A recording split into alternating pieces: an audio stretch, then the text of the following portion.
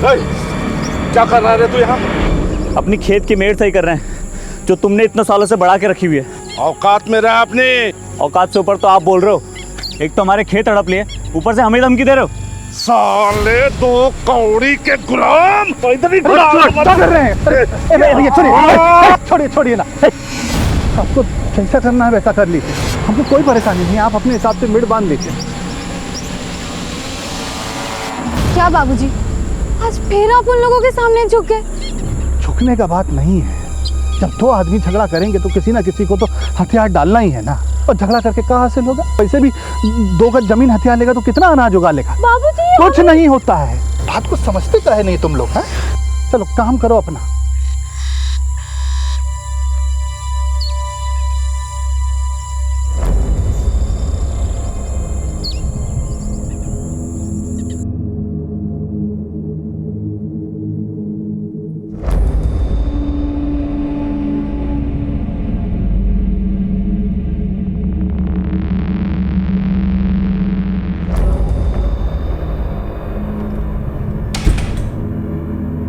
शोभा, क्या हुआ शोभा? नहीं हुआ इस बार भी।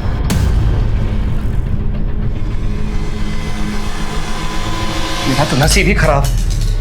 अरे निराश क्यों हो रहे हो? इस बार नहीं तो अगली बार सही। हाँ, हम कोशिश करते रहेंगे। देखना जल्दी हमारे घर में बच्चा आ जाएगा। क्या आ जाएगा शोभा? तुमसे शादी करने के लिए मैंने घर वालों का लाया और रिश्ता टुकरा दिया, सबसे दूर हो गया, सबको नाराज किया।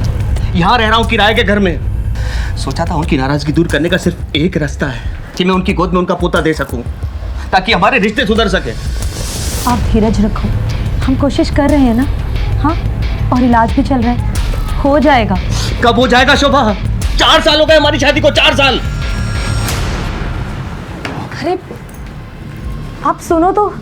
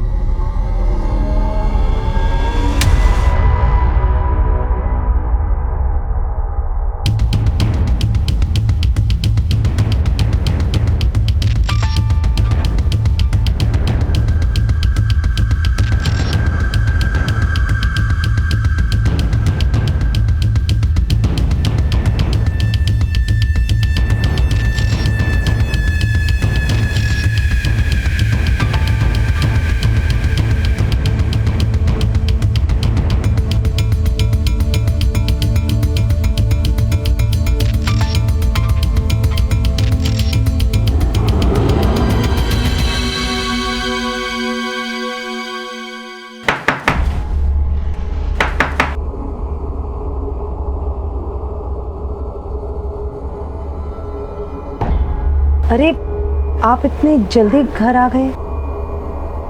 अरे काम खत्म हो गया तो जल्दी चला आया, और वैसे भी बाहर बहुत बारिश है, ऑफिस में लोग कम आए थे। तुम्हें क्या हुआ? तबीयत तो ठीक है तुम्हारी? नहीं कुछ नहीं, वो पता नहीं क्यों आज पेट में हल्का हल्का सा दर्द हो रहा है मेरे। क्या डॉक्टर क्या चले? अरे नहीं उसकी कोई ज़रूरत नहीं है। आप अभी भी ऑफिस आए हो, आप फ्रेश हो जाओ, मैं बाद में चली जाऊंगी। पक्का?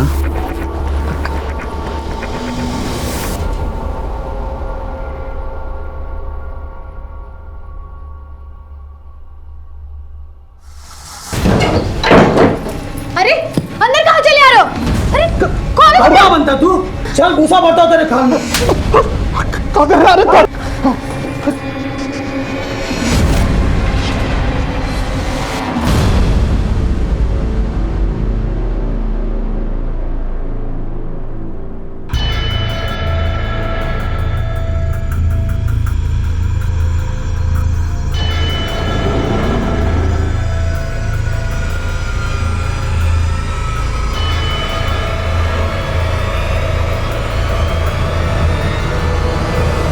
हवलदार साहब, इंस्पेक्टर साहब कहाँ हैं?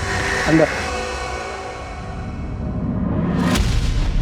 कब गायब हुई? सर कल शाम से गायब है और स्कूटी लेके गई है सर। आप कहाँ रहते हैं? सर मैं बाजूपुर में रहता हूँ, लेकिन मैं नौकरी लखनऊ में करता हूँ। सर कल मैं नौकरी पे गया था तो वो घर पे थी, लेकिन मैं वापस आया तो वो घर पे नहीं थी। मैंने हर जगह ढूंढा, वो कहीं नहीं मिली सर। उसका फ़ोन भी ट्राई किया, लेकिन वो स्विच ऑफ है सर। हो सकता है किसी दोस्त या रिश्तेदार के घर गई हो। नहीं सर, मेरे अलावा उसका ज़िंदगी में और कोई भी नहीं है। हम अपनी कार्रवाई शुरू करते हैं। आप बाहर जाके कंप्लेंट दर्ज करवा दीजिए। Thank you sir. अभिषेक, ये फोटो और स्कूटी नंबर लेके सब जगह सर्कुलेट करो। सब। ला ला ला ला ला ला ला ला ला।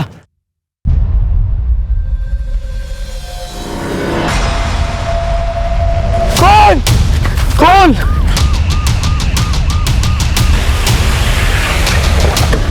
आइए सर। हटिए हटिए, बीच में से आप लोग हटिए।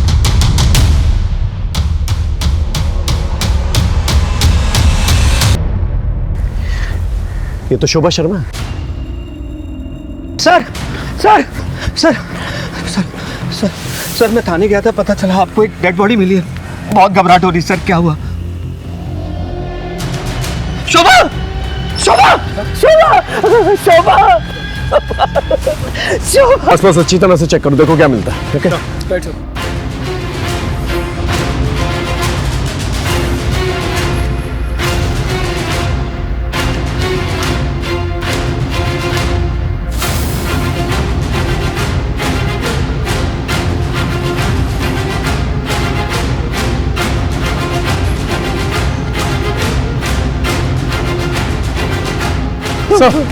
हाँ, ये टिफिन मिला सर।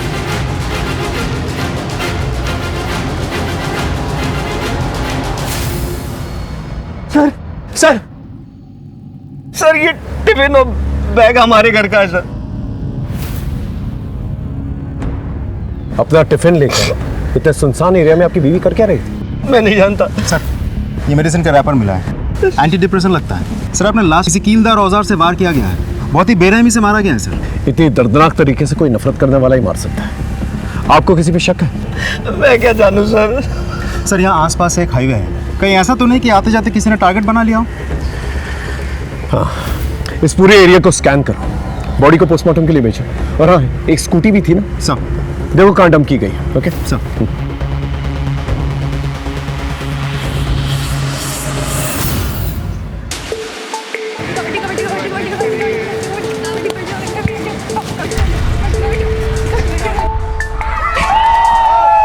अब आखिरी खिलाड़ी बची है जिला परिषद टीम की काजल श्रीवास्तव। देखना है कि वो क्या कर पाती है। मैच तो लग रहा है जैसे महानगर स्कूल ने लगभग जीत ही लिया है। काजल रेखा के अंदर घुसी और देखते ही देखते आगे बढ़ रही है, काफी बहादुरी के साथ लड़ते हुए, हालात से समझौता ना करते हुए। काजल श्रीवास्तव बड़ी बहादुरी के साथ गेम चल रहा है। देखना है कि अब क्या होता है। और इसी के साथ काजल को चारों तरफ से सबने घेर लिया है। देखते हैं काजल क्या कर पाती है।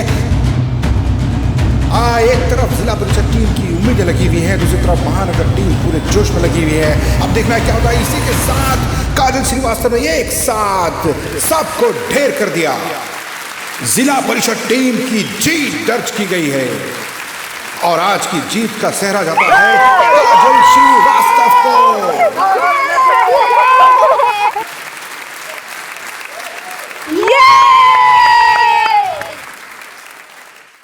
बहुत बढ़िया काजल, अब तुम सीधा डिस्ट्रिक्ट चैंपियनशिप की तैयारी में जुट जाओ। अगले ही संडे ना सिलेक्शन का कैंप लगने वाला है लखनऊ में, साथ चलो। सर दूसरे शहर में अकेले कैसे जा सकती हूँ? तुम अकेली थोड़ी ना हो, मैं हूँ ना तुम्हारे साथ। एक साथ जाएंगे, एक साथ वापस आ जाएंगे। और तुम टेंशन क्यों ले रही हो? मैं समझाऊंगा तुम्हारे पापा को, तुम बस तैयारी करो। सवाल ही पैदा नहीं होता। अब से ये बचपना बिल्कुल बंद। तुम्हें जरा सा खेल कूद में हिस्से क्या लेने दिया? दुनिया के सर पर निकल पड़ी। सर ये काजल के लिए एक सुनहरा मौका है स्पोर्ट्स में अपना करियर बनाने का। तुझसे बात की मैंने, तूने दिमाग खराब कर रखा है इसका। चल निकल यहाँ से। पापा एक बार सुन तो लो, सर क्या कह रहे हैं। चुप, मुझे कुछ नहीं सुनना है।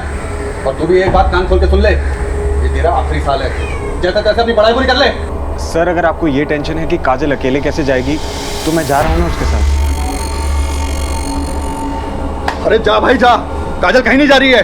और तू भी अपना रास्ता नाप और निकल यहाँ से। चल निकल यहाँ से। रेनू, आज से इसका खेलना कूदना और बाहर जाना बिल्कुल बंद। समझा दो इसे। जी। बाबा इसे मत करो ना।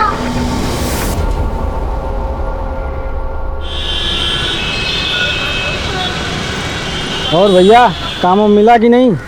अरे भाड़ में गया ऐसा काम, ये लोग देंगे काम, एक दिन हम देंगे इनको काम। देखना कमलेश, खिलाना। उधार बहुत ज़्यादा हो गया है, पहले वो चुकता करो। रुक जा, देता हूँ। फिर रुक जाइए, चाय पीना बाद में।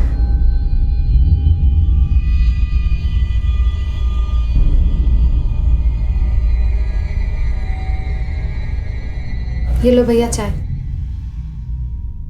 रख दो।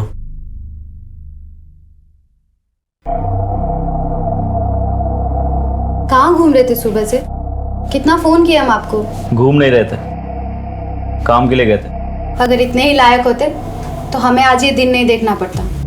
बड़े भाई है तेरे, बात करने का तरीका सीख ले पहले। हम वही तो कह रहे भैया, जिंदगी जीने का एक तरीका होता है, ऐसे कब तक चलेगा? बस कुछ दिन की बात है, हम सब सही कर देंगे। सिर ठीक कर दोगे? यही मर जाएंगे सिसक के भूखे प्यासे, अपने गांव अपनी मिट्टी से दूर। हमने कहा ना हम कुछ करेंगे, मतलब करेंगे। दिमाग मत खराब करो अब। ओके सर, जय हिंद। हाँ, हमारा अंदाजा बिल्कुल सही था। शोभा को नकल डस्टर यानी कि हाथ में भूजा जैसे ये पोस्टमार्टम रिपोर्ट सर। यहाँ तक कि स्कल में भी छेद हो गए हैं और वार करने वाला राइट हैंडेड है। यानी कि जिसने भी मारा है बहुत ही स्ट्रांग आदमी है, यहाँ तक कि हड्डी तक में भी छेद कर दिया। लेकिन इतनी बेरहमी से कोई मारेगा क्यों? विनोद कह रहा था कि शोभा का कोई भी नहीं है। मेरे अलावा उसका जिंदगी में और कोई भी नहीं है। इस पति पत्नी के रिश्ते के बारे में पता कर, ये जानना बहुत जरूरी है कि आखिर शोभा से नफरत कौन कर रहा है। साहब, शोभा अक्सर दोपहर में स्कूटी से कहीं जाती थी।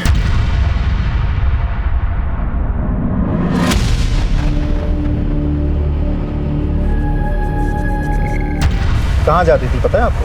नहीं पता। अच्छा एक बात बताइए, विनोद और शोभा के बीच आपसे रिश्ते कैसे थे? विनोद बहुत प्यार करता था शोभा से, लेकिन शोभा के गायब होने से एक दिन पहले मैंने उनके घर से झगड़े की आवाज़ें सुनी थी। मैं यहाँ हर कोशिश में लगा हूँ कि अपने परिवार को बच्चा दे दूँ, और तुम मुझे बेवकूफ बना रही हो। अब तुम्हारी झूठ का पर्दाफाश हो गया, तुम्हारी डॉक्टर ने मुझे सब बता दिया। क्या सब कुछ बता दिया? देखो विनोद, मैं तुम्हें भी सब कुछ बताने वाली थी, लेकिन मुझे बहुत डर लग रहा था कि कहीं तुम मुझे छोड़ के ना चल जाओ। इतना बड़ा झूठ, इतना बड़ा झूठ। तुम मुझे बेवकूफ बनाती रही और मैं बेवकूफ बनता रहा। छी!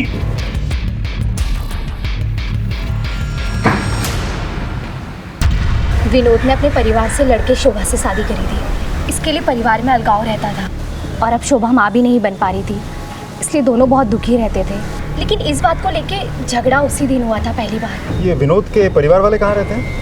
साहब यहीं रहते हैं गांव में।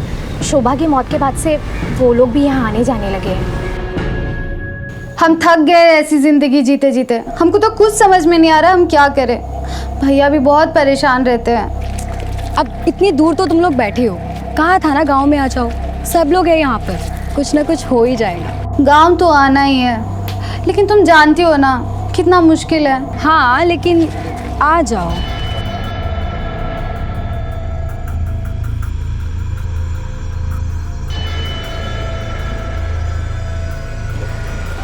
अच्छा मैं तुझे बाद में कॉल करती हूँ।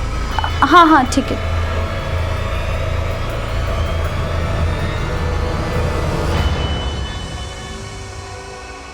पंद्रह तारीख को तुम्हारे और शोभा के बीच किस बात पे झगड़ा हुआ था? झगड़ा? ये किसने कहा आपसे सर? पति पत्नी में छोटी मोटी नोकझोंक तो होती रहती सर। या फिर बच्चा ना होने की वजह से झगड़ा हुआ। क्या है कि हमें पता है कि शोभा से आपकी शादी फैमिली के खिलाफ हुई थी, और जब शादी हो गई तो फैमिली के साथ आपने रिश्ता तोड़ दिया, और अब शोभा की मौत के बाद दोबारा से फैमिली से रिश्ते जुड़ गए। खैर जब आप ऑफिस जाते थे तो शोभा घर से कहीं और जाती थी। कुछ आइडिया वो कहाँ जाती थी? क्योंकि आपने कहा आपके अलावा उसकी जिंदगी में कोई नहीं था, कहीं उसका अफेयर तो नहीं चल रहा था? सर ये कैसी घटिया बात कर रहे हैं आप? एक मरे हुए इंसान के खिलाफ इस तरह की बात। देखिए, तैश में आने की जरूरत नहीं है, हम सिर्फ सच जानने की कोशिश कर रहे हैं। सर सच तो यह है मेरी बीवी का खून हुआ है, और कातिल को ढूंढना तो बहुत दूर की बात है, आपने तो सबूत तक नहीं ढूंढा। आपको एंजाइटी अटैक्स आते हैं, पिल्स लेते हैं? व्हाट? आप राइट हैंडेड या लेफ्ट हैंडेड? राइट ही हूँ। ऐसे ही पूछो। खैर, हमारी इजाजत के बगैर शहर छोड़ के मत जाइएगा, ओके? अभी आप जा सकते हैं। इस आदमी को गुस्सा बहुत आ रहा है और ये कुछ छुपा भी रहा है। हो सकता है कि मियाँ बीवी में बच्चा ना होने की वजह से जो झगड़ा होता था वही एक वजह हो जिसकी वजह से इससे मार डाला उसे। हो सकता है सर। इस मियाँ बीवी के बारे में पूछताछ करो, पता लगाओ क्या चक्कर चल रहा था इन लोग के बीच में। और हाँ, ये जानना बहुत ज़रूरी है कि शोभा कहाँ जाती थी, किससे मिलने जाती थी। इनके फैमिली डॉक्टर से जाके मिलो। सारिका।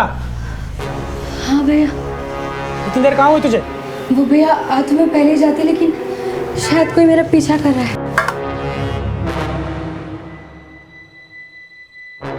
अकेले बाहर आओगी जाओगी तो गांव के आवारा लड़के ऐसे ही करेंगे। कौन था लड़का वो? मैं नहीं जानती। अगर इतना ही डर लग रहा है तो छोड़ दो ना सिलाई कढ़ाई, ना बाहर जाओगी ना कुछ होगा। अरे मैं तो कहता हूँ सिलाई कढ़ाई की जरूरत ही क्या है? भैया वो कोर्स खत्म होने में बस कुछ ही दिन बचे हैं।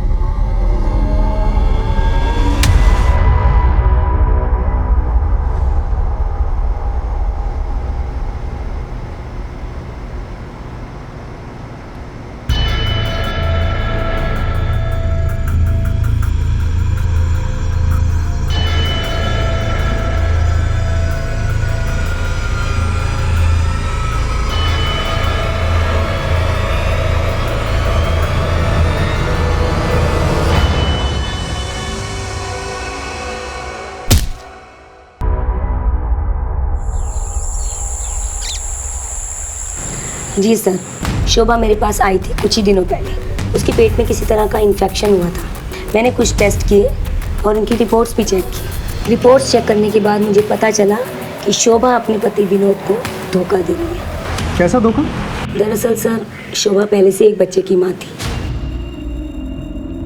और उसके बाद उसकी बच्चेदानी निकाली जा चुकी थी, जिसकी वजह से वो दोबारा प्रेग्नेंट नहीं हो सकती थी। मैंने शोभा से इस बारे में बात भी की थी। देखिए मैडम, ये बात सच है, लेकिन प्लीज़ आप विनोद को इसके बारे में कुछ मत बताइएगा। तुम भले ही अपने रिश्तों में धोखे का जहर घोल रही हो, लेकिन मैं अपने प्रोफेशन में बेईमानी कभी नहीं करूँगी। मुझे सब कुछ विनोद को सच सच बताना होगा। प्लीज़ मैडम आप समझने की कोशिश कीजिए मैडम। मेरा इस दुनिया में कोई नहीं है, मेरा घर बर्बाद हो जाएगा मैडम। मैं विनोद को खुद सब कुछ एक दिन बता दूंगी, अपनी शादी के बारे में, वैभव के बारे में, सब कुछ। प्लीज़। फिर आपने ये बात विनोद को बता दी? जी सर, एक्चुअली विनोद बच्चे को लेकर के बहुत परेशान था, तो एक डॉक्टर होने के नाते मैंने उससे ये सब छिपाना ठीक नहीं समझा। डॉक्टर एक बात बताइए, शोभा के पहले पति और बच्चे के बारे में आप जानती हैं? जी नहीं सर, मैं कुछ नहीं जानती। सर मैं क्या पूछ सकता हूँ, आपने मुझे यहाँ क्यों बिठा के रखा है? विनोद, तुम डॉक्टर विनीता को जानते हो ना? हम मिल चुके हैं उनसे और उन्होंने तुम्हारे झूठ के बारे में हमें बता दिया है। डॉक्टर विनीता ने शोभा के बारे में हमें सब कुछ बता दिया। उसकी पहली शादी, उसका पहला बच्चा और उसका कभी भी ना बच्चा होना। ये सब सुन के तुम्हें बहुत गुस्सा आया और तुमने उसे मार दिया या मरवा दिया। नहीं सर, सच तो यह है कि मैं आज भी शोभा से बेहद प्यार करता हूँ। मानता हूँ झगड़ा हुआ था हमारा, लेकिन किस पति पत्नी में झगड़ा नहीं होता सर। लेकिन उसको मारने के बारे में मैं सोच भी नहीं सकता। मारने की तो वजह है तुम्हारे पास, उसका धोखा देना, उसका बच्चा ना होना। उसका पहला बच्चा कहाँ है? उसके पति के बारे में क्या जानते हो? सर मैं सच बता रहा हूँ, मैं कुछ नहीं जानता और जितना जानता था वो आपको मैं बता चुका हूँ। सर, पीसीआर से डेड बॉडी मिलने की खबर आई है।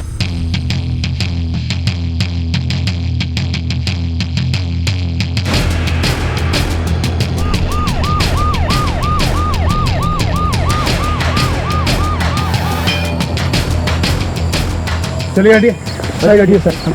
आसपास चेक करो, देखो क्या मिलता है। सर इस लड़की को भी लगभग वैसे ही मारा गया है, नकल डस्टर से चेहरे पे वार की।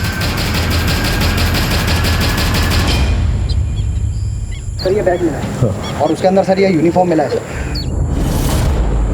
इस यूनिफॉर्म को कोई पहचानता है यहाँ? हाँ सर, इस गांव में एक स्कूल है, ये यूनिफॉर्म उसी स्कूल का लगता है। हो सकता है ये लास्ट काजल की हो। कौन काजल? गुलशन श्रीवास्तव की बेटी। सर वो एक दिन से लापता है। गुलशन श्रीवास्तव? सर डेड बॉडी के पास में ये मेडिसिन रैपर मिला है। दिखाओ सर। सर ये तो वही दवाई है जो हमें शोभा के मर्डर स्पॉट में मिली थी, और इस लड़की का चेहरा भी बुरी तरह से बिगाड़ा गया है। बॉडी को पोस्टमार्टम के लिए भेजो, देखते हैं रिपोर्ट में क्या। सर ये भी तो पॉसिबल हो सकता है कि ये दोनों मर्डर्स किसी एक ही आदमी ने किए हो। सर एक काम करते हैं, इस मेडिसिन के रैपर को आसपास के मेडिकल शॉप में जाके पूछताछ करते हैं, शायद हमें कुछ पता चल जाए। नॉट पॉसिबल अभिषेक, ये जो मेडिसिन है काफ़ी कॉमन मेडिसिन है, काफ़ी लोग इस्तेमाल करते होंगे इसका। इतने से एविडेंस के साथ कल्प्रिट तक पहुंचना थोड़ा मुश्किल होता है। हमें कोई और रूट लेना, उस गुलशन का पता ले लो। ओके साहब, आपकी बेटी गायब हुई थी, आप पुलिस वालों के पास क्यों नहीं आए? क्या करते साहब, ढूंढा उसे जाता है जो गुम हो जाए, जो भाग जाए उसे क्या ढूंढना साहब। सर ये लेटर छोड़ के गई है, भाग गई उस मास्टर अशोक के साथ।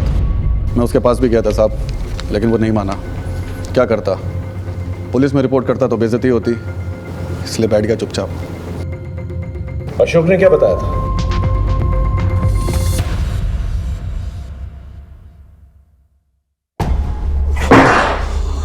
अशोक,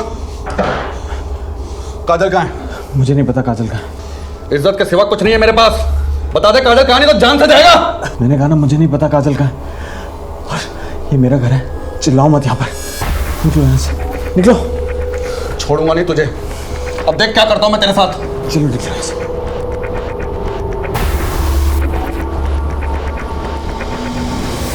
कहाँ रहता है ये कोच?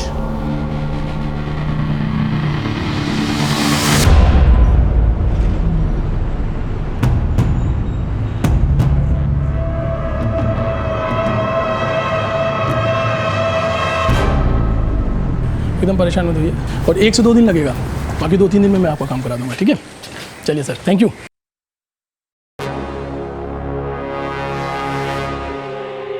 जी बताइए। सर अगर कोई पीछा कर रहा हो तो कंप्लेंट कहाँ लिखानी है? यही पुलिस स्टेशन में। वैसे कौन पीछा कर रहा है? सर पता नहीं। उसका हुलिया याद है जिससे हम उसका स्केच बनवा सकें? नहीं सर। आप परेशान मत हो, एक हेल्पलाइन नंबर है, आप इसको नोट कर लीजिए। Thank you.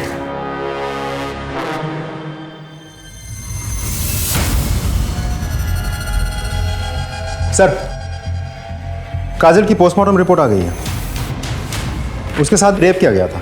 What? Ji sir, दोनों जगहों पर मिली मेडिसिन का रैपर सेम है, नकल डस्टर के मार्क्स भी बिल्कुल सेम है, और मारने का तरीका भी बिल्कुल वैसा ही है जैसा शोभा का था। सर कहीं ऐसा तो नहीं कि ये दोनों मर्डर्स एक दूसरे के साथ कनेक्टेड हैं? अभी फिलहाल किसी कंक्लूजन पे जंप नहीं कर सकते, हो सकता है एक महज इत्तेफाक। कुछ और इन्फॉर्मेशन नहीं? जी सर, जिस रात काजल घर से भाग गई थी उस रात उसने अपने कोच अशोक को फ़ोन किया था। ये रही उसके कॉल डिटेल्स। लेकिन सर अब अशोक अपने घर से फरार है। इसका मतलब गुलशन ने जो इल्ज़ाम लगाया था कि अशोक ने ही मदद की थी काजल को भगाने में, वो सच थी। गांव में कुछ और पता चला?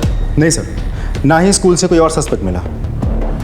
आसपास के पुलिस थानों में पता करो कोई सेक्सुअल ऑफेंडर है कि नहीं, उसका नाम रिकॉर्ड में ज़रूर होगा, और इस अशोक के बारे में पता करो। जी सर, हमारी टीम ने अशोक की फोटोग्राफ्स हर जगह सर्कुलेट कर दी है, ज़्यादा दिनों तक वो बच नहीं पाएगा। उसके घर पे भी हमारी नज़र है।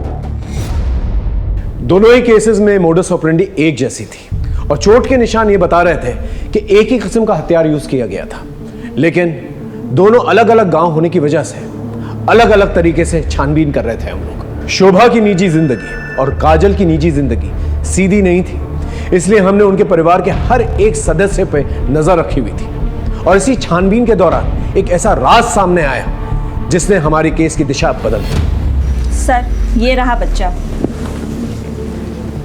इसी का नाम वैभव है। ये शोभा का बेटा है। शोभा अक्सर इससे मिलने यहाँ आया करती थी। वैभव बेटा, कैसे है तू? मैं ठीक हूँ। कितना कमजोर हो गया? मम्मी मुझे आपके बगैर मन नहीं लगता। मैं जल्दी तुझे यहाँ से ले जाऊंगी, मैं तेरा मनपसंद खाना लेकर आई हूँ।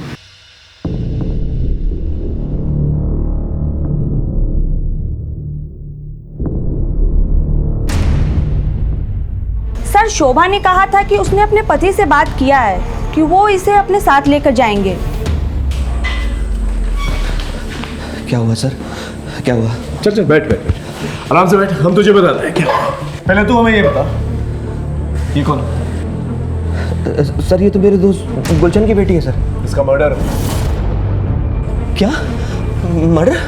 बिल्कुल उसी तरह जिस तरह से शोभा का हुआ। लेकिन सर आप ये मुझे क्यों बता रहे हैं? इसे पहचानता? नहीं सर, इसे नहीं जानता मैं। ये शोभा का बेटा है जिसकी वजह से तूने शोभा को मार दिया। सर सच सच बता, उस दिन क्या हुआ था? बस सर मैं कसम खा रहा हूँ, मैं नहीं जानता था ये शोभा का बेटा है सर। उस दिन हॉस्टल जाते वक्त उसने हॉस्टल की वार्डन को सब कुछ बता दिया था कि उसने तुझे सब कुछ बता दिया। सच बोल। सर वो मेरे दिमाग से निकल गया, बताया था उसने सर मुझे, मैं भूल गया था सर। मुझे माफ कर दो विनोद, मैंने तुमसे कुछ झूठ नहीं बोला, सिर्फ सच छुपाया विनोद। मेरी शादी पूरी तरह से बर्बादी थी। मेरा तुम वैभव को अपना लो विनोद प्लीज। मैं वैभव को तुम्हारे पास ले आती हूँ विनोद, देखो मना मत करना विनोद। लेकिन मैंने उससे ये कभी नहीं कहा था कि मैं उसे अपना लूंगा या वो उसे घर ले आए। तूने कहा नहीं, करके दिखाया। इसलिए जब शोभा बाहर निकली तूने उसे मार दिया या मरवा दिया ताकि ना रहे वैभव और ना रहे वो, और तू दोबारा अपने माँ बाप की मर्जी से शादी कर सके। सर चाहे तो आप सारी जिंदगी के लिए मुझे जेल में डाल दीजिए, मैं आखिरी वक्त तक यही कहूंगा कि मैंने शोभा को नहीं मारा, नहीं मारा, नहीं मारा।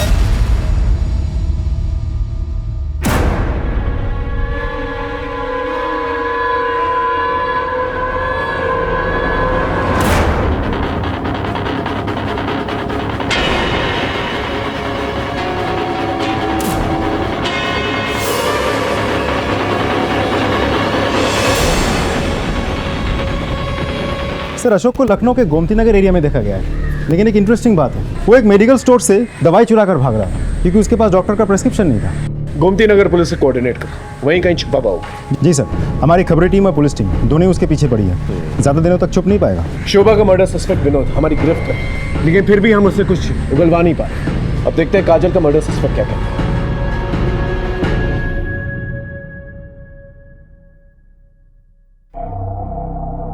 कुछ याद है इस घर का? हाँ भैया, कैसे भूल सकते हैं, एक ही याद थोड़ी ना इस घर में। अच्छा सुनो अंकिता, जी भैया। हम थोड़ा खेत का चक्कर लगा के आते हैं। और हाँ, घर से बाहर निकलना मत, यहाँ का माहौल ठीक नहीं है। जी भैया।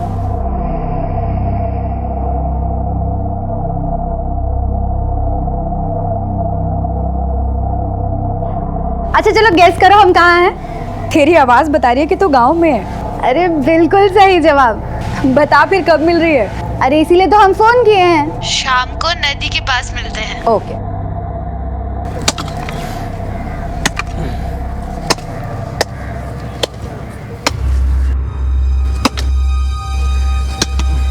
अरे श्याम। अरे प्रणाम चाचा। कब आए? बस अभी आए, ये जो कुछ बचा है अपना उसे बटोरने के लिए। बहुत अच्छा बेटा, ये जमीन बनाओ और अब यही रहो। यही सोचा है अब।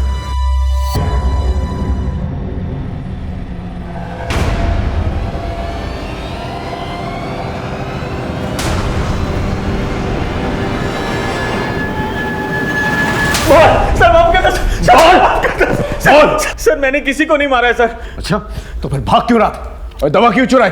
सर मैं अस्थमा का पेशेंट हूँ, मर जाता अगर ये दवा नहीं चुराता। और वो मेडिकल वाला प्रिस्क्रिप्शन मांग रहा था। और रहा सवाल भागने का, तो गुलशन जी को शक था कि काजल को मैंने भगाया है। और जब काजल की लाश मिली तो मैं डर गया कहीं गुलशन जी मुझे ना फंसा दे, इसलिए मैं भाग रहा था सर। तो उस रात काजल ने फोन क्यों किया था? हाँ सर ये बताने के लिए कि वो घर से भाग रही है। कैंप के लिए भागने वाली लड़की कैंप तक नहीं पहुंची। और किसको पता था इसके बारे में? सर उसके छोटे भाई आशु को भी पता था, उसने उसे बताया था घर से जाने से पहले। ये बात उसने मुझे फोन पे बताई थी। हाँ सर मैं जानता था। दीदी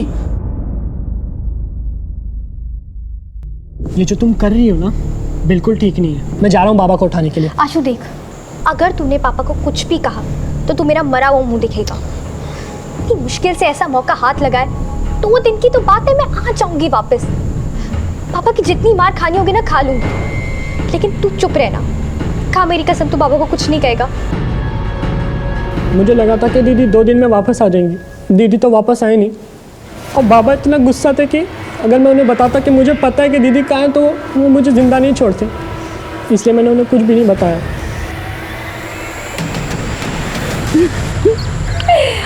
सब कुछ कितना बदल गया नहीं? तो सालों बाद आई है ना, इसलिए ऐसा लग रहा है। बदलता नहीं तो हम ऐसे यहाँ नहीं मिलते, वो तो है। लेकिन तू जा रहा क्या पे कैसे? भैया ने कहा गांव चलो तो चली आई, और अब हम यहीं रहेंगे। हाँ हाँ हाँ। अब अच्छा, अब मैं चलती हूँ, बहुत देर हो गई है। वैसे भी भैया ने घर से बाहर निकलने से मना किया है। हाँ, वैसे भी आजकल इस गांव के हालात कुछ ठीक नहीं है, तो एक काम कर, तू भी निकल और मैं भी चलती हूँ। ठीक है, बाय।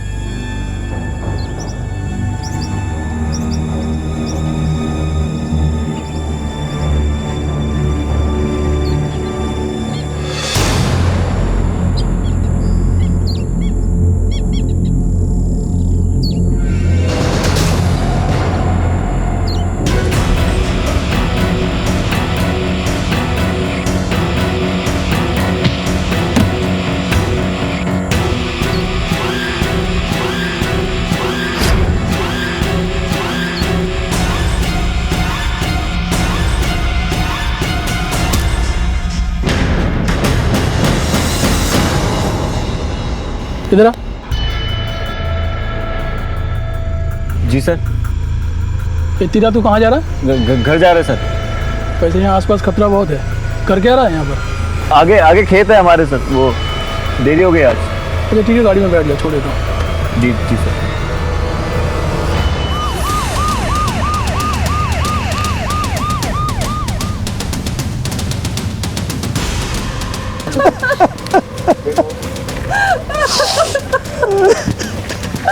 आप लोग हटिए प्लीज, हटिए। साइड में साइड। सर फिर से उसी तरीके से हत्या की गई है और सेक्सुअल असॉल्ट भी। सर ये लड़की तो 2 दिन पहले भी आई थी अपने पुलिस स्टेशन में। क्या कह रही थी? सर उसका कहना था कि कोई इसका पीछा कर रहा है। जब मैंने उससे पूछा तो उसने कहा नहीं पता, लेकिन मैंने सर उसे हेल्पलाइन नंबर भी दे दिया था। वो कह रही थी कि कोई उसका पीछा कर रहा है, लेकिन हमने कोई ध्यान नहीं दिया। कुछ बताया आप लोगों को कि कौन था वो? किसी दुश्मनी थी उसकी? कुछ नहीं पता हम लोगों को। सर ये रैपर मिला था। सर ये रैपर देखिए, बिल्कुल ऐसा ही मेडिसिन का रैपर हमें शोभा के मर्डर स्पॉट पर भी तो मिला था। जिस बेरहमी से मारा गया ऐसे किसी साइको किलर का ही काम हो सकता है, या तो ये तीनों की तीनों मर्डर्स जो हैं कनेक्टेड है, या फिर अनफॉर्चुनेटली ये तीनों की तीनों वो साइको किलर की नजर में आ गए। पॉसिबल है सर, क्योंकि सिर्फ मर्डर करना या रेप करना उसकी मंशा नहीं हो सकती। अब लगने लगा है कि किलर हमें चुनौती दे रहा है और हमारी हर एक मूवमेंट पे नजर रखा। सर कल शाम में जब मैं इधर पेट्रोलिंग पर था तभी उधर से एक आदमी आ रहा था। कौन था? सर उसने ये सब तो नहीं बताया, लेकिन उसने एक बात बताई थी कि उसका आसपास के एरिया में ज़मीन है। इस पूरे एरिया में जितने लोगों की ज़मीन है ना, उन सब से पूछताछ करो और उस आदमी के बारे में ही पता करो, शायद उसे कुछ पता। इसकी फोटो लो और आसपास के एरिया में पूछताछ करो। ये कह रही थी कोई इसका पीछा कर रहा है, पता करो, शायद किसी ने कुछ देखा। ओके, और बॉडी को पोस्टमार्टम के लिए भेजो।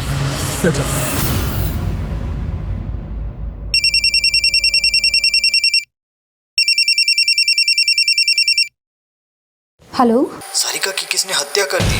क्या? अंकिता, क्या हुआ? अच्छा हम कुछ काम से बलरामपुर जा रहे हैं, कल सुबह तक आ जाएंगे। अंकिता, हम तुम्हारे लिए कुछ लाए हैं, ये देखो।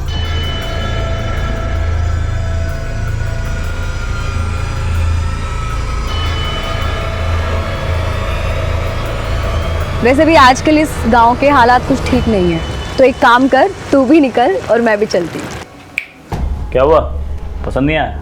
नहीं भैया, अच्छा है। हमें पता है तुम क्या सोच रही हो। यही सोच रही हो ना कि तुम्हारा नाम तो ए से आता है, फिर ये एस क्यों? सच बताए, हमने हमारे लिए लिया था, पर क्या है अब तुम रख लो। चलते हैं।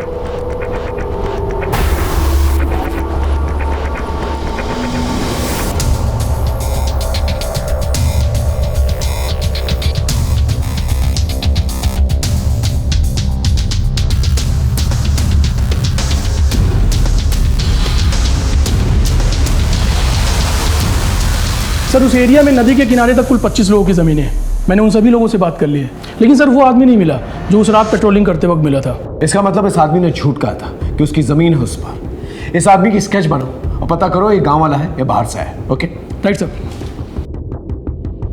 सर हाँ, सारिका की पोस्टमार्टम रिपोर्ट आ गई है, उसके साथ भी रेप हुआ है। व्हाट? जी सर, काजल के बॉडी में हमें जो सीमेंट मिले थे उसके साथ सैंपल मैच कर गया है। एक और बात सर, इस बार भी वही नकल डस्टर यूज़ किया गया है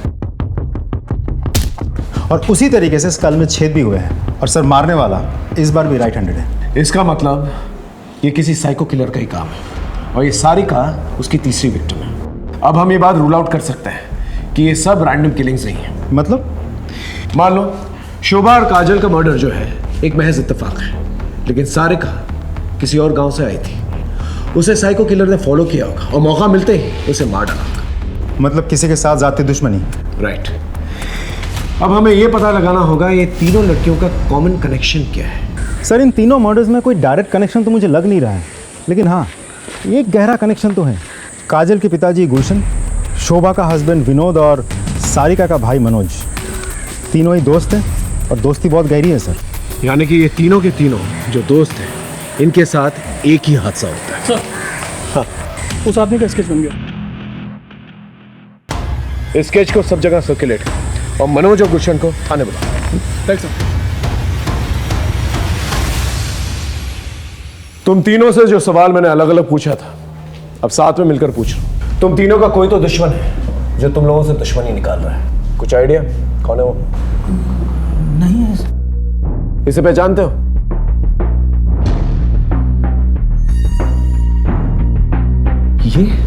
ये तो श्याम है। कौन श्याम? हमारे गांव का ही है, ओम साहू का बेटा। सर सालों पहले इसने गांव छोड़ दिया था, लेकिन सर हमें पता चला कि कुछ दिन पहले इसने गांव आना शुरू किया है। और सर जब से इसने गांव आना शुरू किया है तब से ऐसे कांड होने शुरू हो गए। तो हम बता रहे हैं हमें भी अभी तस्वीर देख के झटका लगा। आप लोग हमें ये बताइए आप लोगों का कनेक्शन क्या है इसके साथ और ये कहाँ मिलेगा?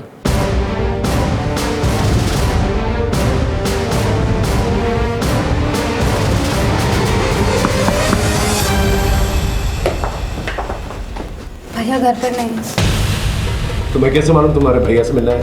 ये मेरी सहेली सारिका का लॉकेट।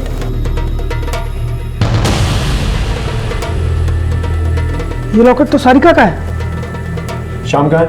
भैया बलरामपुर को। बलरामपुर? बलरामपुर में तो मेरी बहन स्नेहा रहती है, मैंने बताया था ना आप लोगों से। चलो बलरामपुर सब।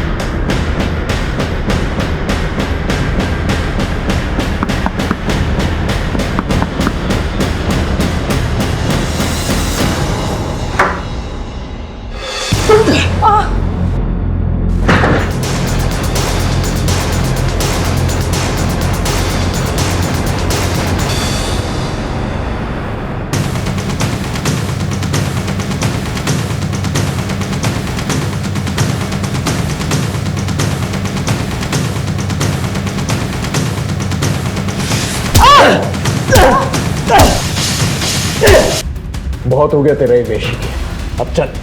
और आप लोग क्यों आ गए? हम आने वाले थे। चल लेकिन चला सर।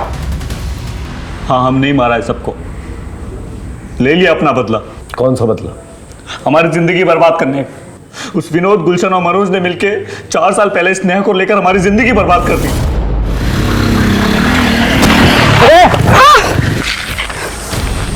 ये क्या कर दिया तुमने? हमें जानबूझ के नहीं किया, वो गलती। क्या हो रहा है? क्या क्या स्नेहा तुम क्या कैसे? भैया इसने मुझे छेड़ा है। नहीं, अपनी जात और औकात दोनों भूल गए। भैया आपने तो बचाया इसे बाइक से। दो इसे दो मनोज भाई। एक और दो, एक और। हम तो स्नेहा को बचाने गए थे मगर गांव के बड़े और दबंग लोग गलत समझ बैठे। हमारे बाबा ने कहा कि जब तक मामला ठंडा नहीं हो जाता गांव से दूर रहो, मगर हमारे दूर जाने के बाद मामला और बिगड़ गया। वो हमारे बाबूजी को उठाकर ले गए हमें ढूंढने के लिए। जैसे हमें पता चला हम पहुंचे उनके पास।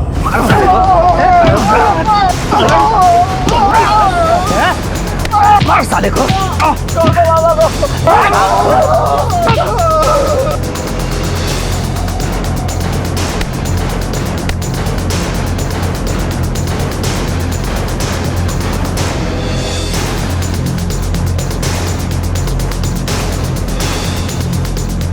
साले दोबारा इस गांव में दिखे तो पूरे खानदान को खत्म कर दूंगा। और सुन, अगली बार तेरी बहन मेरा शिकार होगी।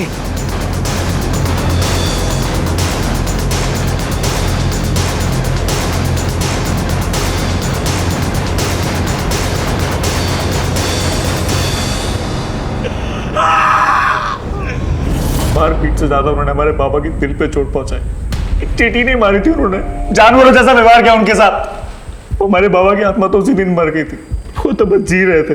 हड्डियां पकड़ ली थी उन्होंने, एक दिन से सक के दम तोड़ दिया।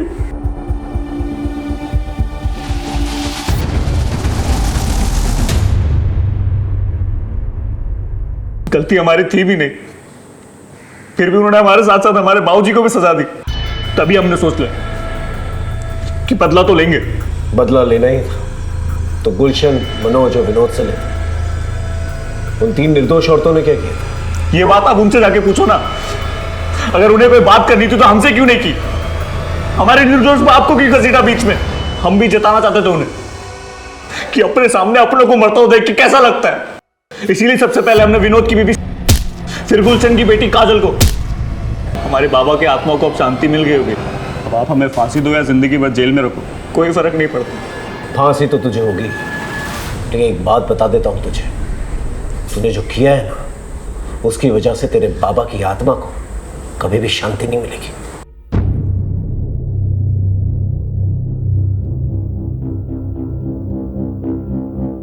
शाम के दिल में अपने पिता के खिलाफ अत्याचार घर कर चुका था और एक सुलगते लावा की शक्ल ले रहा था। अंकिता को यह दस्तक जरूर मिली थी कि शाम की जिंदगी में कुछ अजीब चल रहा है, लेकिन समझते समझते देर हो गई। आशु को यह दस्तक मिली कि काजल अपने कबड्डी के खेल के जुनून में कुछ गलत कर रही है, लेकिन उसने ये बात अपने माँ बाप से छुपा के रखी और नतीजा बहुत ही भयानक निकला। शोभा ने विनोद से बात छुपाई, लेकिन जब बताने पे आई तो मौका ही नहीं मिला। सारिका ने बार बार अपने घर वालों से ये कहा कि कोई उसका पीछा कर रहा है, लेकिन किसी ने उसका यकीन ही नहीं किया। सच कहें तो विनोद, मनोज और गुलशन ही इस अपराध के रचयिता हैं। उन्होंने बिना सच जाने कानून को अपने हाथ में लिया और एक ऐसा बीज बोया जिसने तबाही मचा दी। दस्तक होती जरूर है, चाहे वो जोरदार हो या खामोश। उसे सुने, समझे और सतर्क रहें। फिर मिलेंगे एक नए केस के साथ। तब तक देखते रहिए क्राइम पेट्रोल दस्तक, क्योंकि मकसद बताना नहीं, बचाना है। जय हिंद।